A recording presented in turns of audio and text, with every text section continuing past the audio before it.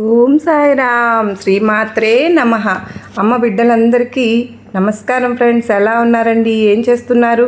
అందరూ బాగున్నారు కదా? మన అమ్మ దయ వలన అందరూ బాగున్నారని, బాగుండాలని మనస్ఫూర్తిగా అమ్మవారిని వేడుకుంటూ ఈరోజు అమ్మవారి సందేశం తప్పకుండా తెలుసుకుందాం ఫ్రెండ్స్. అమ్మవారు ఈరోజు ఏమి సందేశం ఇవ్వబోతూ ఉన్నారో తప్పకుండా తెలుసుకుందామండి. అంతకంటే ముందుగా మన సాయినాథుడు మనకు ఇచ్చు సందేశాలు ప్రతి ఒక్కరికి కూడా చాలా అంటే చాలా కనెక్ట్ అవుతూ ఉన్నాయి అని చాలామంది చెప్తూ ఉన్నారు ఫ్రెండ్స్. మరి అంతగా నచ్చినప్పుడు మీరందరూ కూడా చిన్న లైక్ ఇచ్చి సపోర్ట్ చేయండి. అలాగే కొత్తగా ఎవరైతే మన ఛానల్ని చూస్తూ ఉన్నారో ప్లీజ్ అండి తప్పకుండా సబ్స్క్రైబ్ చేసుకోండి. అలాగే 10 మంది సాయి బిడ్డలకు, అమ్మవారి బిడ్డలకు షేర్ చేయండి. ఇక ఈరోజు ఏం చెప్పబోతున్నారు అంటే, బిడ్డ 24 గంటలో మీ ఇంట్లో మతిపోయే సంఘటన జరుగుతుందమ్మా, అదేంటో తెలుసుకోకపోతే నష్టపోతావు, వెంటనే విను అని అమ్మవారు అయితే ఈరోజు మనకు చాలా అంటే చాలా అత్యద్భుతమైనటువంటి సందేశాన్ని అయితే అందిస్తూ ఉన్నారు ఫ్రెండ్స్. మరి మన అమ్మవారు ఈరోజు మనకు ఎలాంటి సందేశం అందించాలి అని అనుకుంటున్నారో అమ్మ మాటల్లోనే విందామా. అమ్మ ఏది చెప్పినా కూడా మన జీవితాలకు పునాది అని అనుకున్నవారు ప్రతి ఒక్కరు కూడా శ్రీమాత్రే నమః అని కింద కామెంట్ సెక్షన్లో కామెంట్ చేయడం మాత్రం మర్చిపోవద్దు ఫ్రెండ్స్. ఈరోజు సందేశం ఏంటి అంటే కనుక, నీకు ఏమీ చేయడం లేదని నా మీద అలిగావు కదమ్మా, ఇప్పుడు విను బిడ్డ. నమ్మకంతో నా మాటలు విన్నావు అంటే రాసి పెట్టుకోమ్మా. సరిగ్గా కొన్ని రోజుల్లోనే మంచి మార్పు అనేది వస్తుంది. అప్పుడు నీ మనసులో ఇంట్లో అంటే ఎన్నో ఆలోచనలు తిరుగుతూ ఉన్నాయి కదూ, వాటికి సమాధానం ఇక్కడ ఉందమ్మా.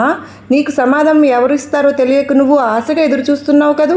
అసలు నువ్వు కోరింది జరుగుతుందా లేదా? అసలు దుర్గమ్మ తల్లి చెప్పేది నమ్మాలా?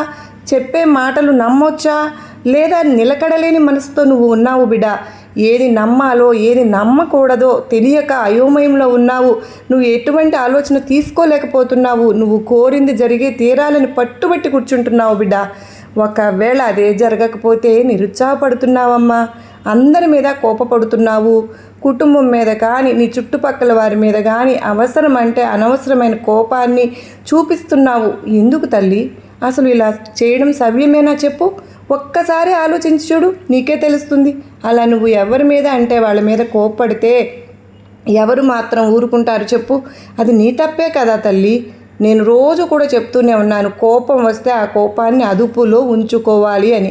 నువ్వు అలా కాకుండా ఎందుకు బిడ్డ అనవసరంగా కంగారు పడిపోతూ భయపడిపోతూ ఎప్పుడు కూడా దేందో దాని గురించి కంగారు పడుతూనే ఉన్నావు.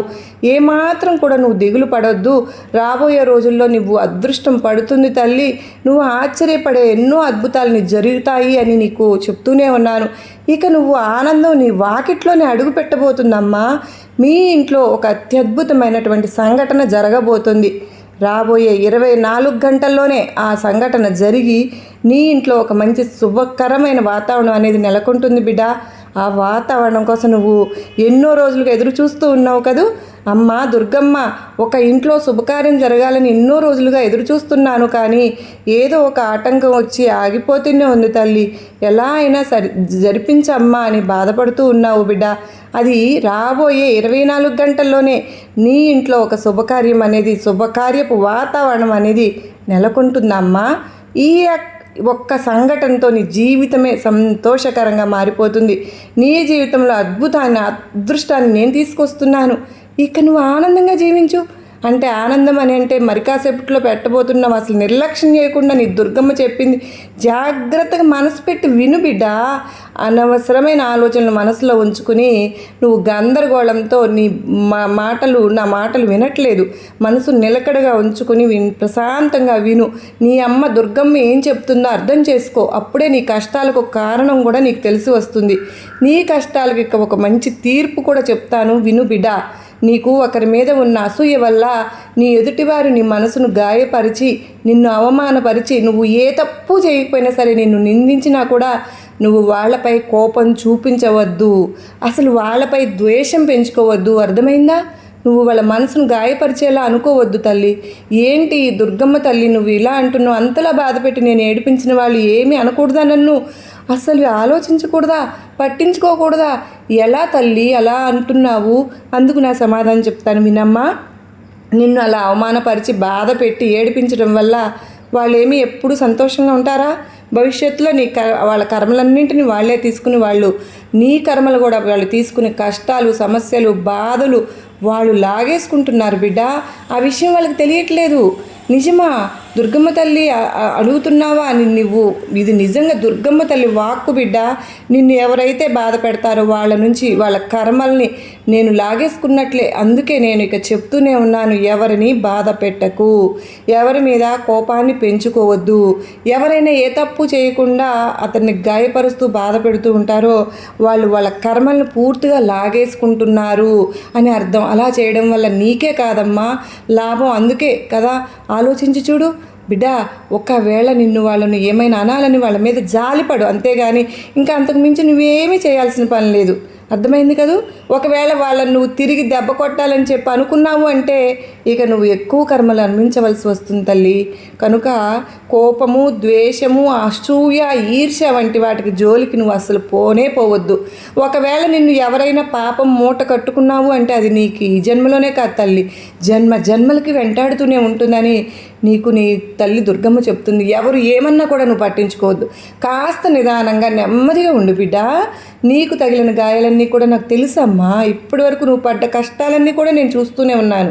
అన్నీ చూసినా కూడా మరి దుర్గమ్మ తల్లి అన్నీ ఎందుకమ్మా అలా ఊరుకుంటున్నావు, మౌనంగా ఊరుకుంటున్నావు అని అనకమ్మా.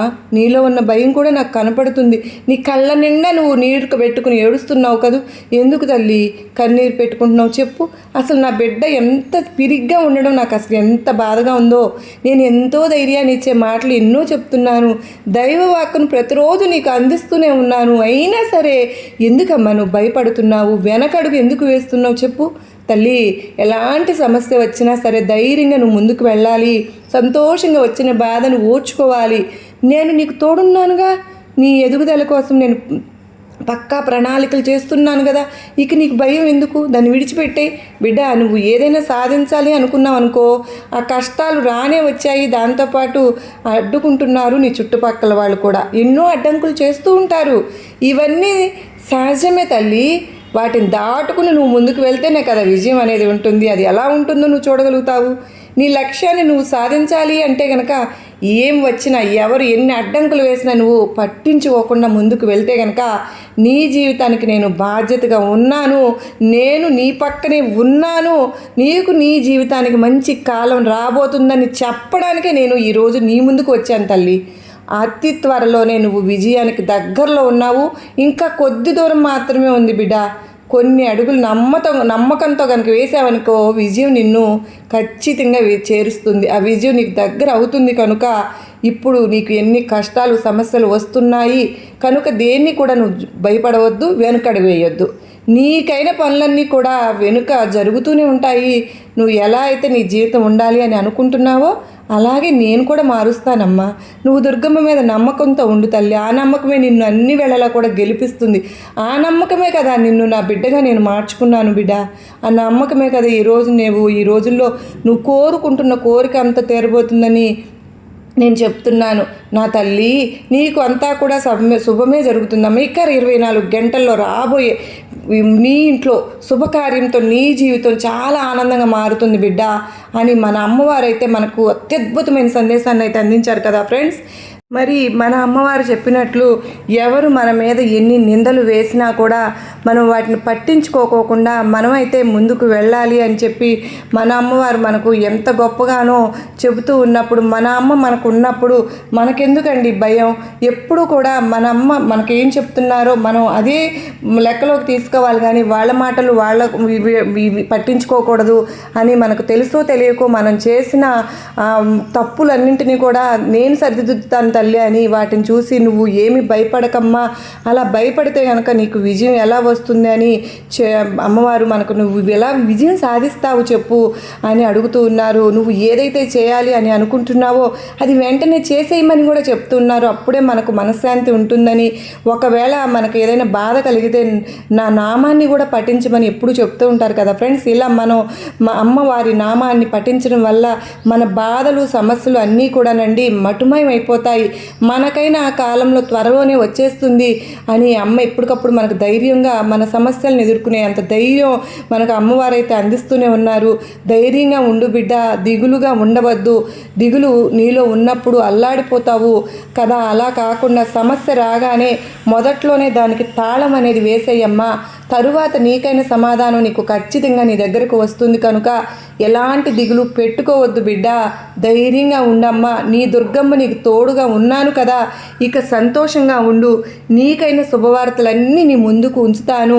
ఇక నీకు సంతోషమే కదా, ప్రశాంతంగా ఉండు బిడ్డ అని అమ్మవారు మనకి ఇంత నమ్మకాన్ని కలిగిస్తూ ఉన్నప్పుడు మనం ఈ అమ్మవారు చెప్పేటటువంటి సందేశాన్ని, అమ్మవారి మాటల్లో ఉన్న ఆంతర్యాన్ని మనకు అర్థం చేసుకోగలిగితే కనుక మన అమ్మవారు మనకు ఏమి ఇస్తున్నారు, మనం ఎప్పుడు కూడా అమ్మ ధ్యాసలో అమ్మ మనకు చెప్పిన మాటలను ఫాలో అవడానికైతే మనం ఖచ్చితంగా ఫాలో అవ్వాలండి. మనం ఎప్పుడు కూడా అమ్మవారిని మన మదిలో ఉంచుకున్నట్లయితే మనకు ఎప్పుడు మంచి జరుగుతుంది అనే నమ్మకం అనేది మనకు ఎప్పుడు ఉంటుంది. అదృష్టవంతులు మాత్రమే ఈ అదృష్టాన్ని చేసించుకోగలరని నేను కూడా ఎప్పుడు నమ్ముతాను. మీ అందరి గురించి కూడా నేను ఎప్పుడు అమ్మ ఇచ్చే ధైర్యాన్ని మీరందరూ కూడా పట్టించుకుని, మీరు మనసుకు పట్టించుకుని మీరందరూ కూడా ఎంతగానో అమ్మవారి మాటల్ని చాలా అంటే చాలా దగ్గరికి తీసుకోవాలని చెప్పి నేను కోరుకుంటూ ఉంటాను. ఎప్పుడూ కూడా అండి మనం అమ్మవారు ఏం చెప్పినా కూడా అది అదృష్టవంతులు మాత్రమే తీసుకుంటున్నారు. అదృష్టమైనటువంటి మంచి జీవితం మనకు అందించటమే నా లక్ష్యము. నీ సమయాన్ని నువ్వు వ్యర్థం చేసుకోకుండా ఈ దుర్గమ్మ తల్లి చెప్పే మాటలు నీకు ఏ సమయంలో ఏది అందించాలో నాకు బాగా తెలుసు. నీ బాధను, నీ కన్నీళ్లను, నీ కష్టాలను ఎప్పుడు కూడా నేను ఆలకిస్తూనే ఉన్నానమ్మా. నీకు ఏమి కావాలో సరి అయిన సమయానికి నీకు అందిస్తాను.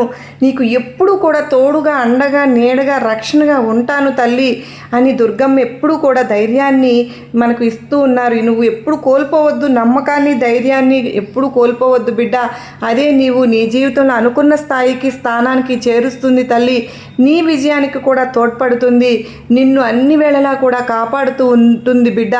ఏ సమయానికి ఏమి జరుగుతుందో నేను చూసుకుంటాను. నీకు దుర్గమ్మ ఉండగా నీకు భయం ఎందుకు తల్లి అని అమ్మవారైతే చెప్తున్నారు. సర్వే జనా సుఖినో భవంతు.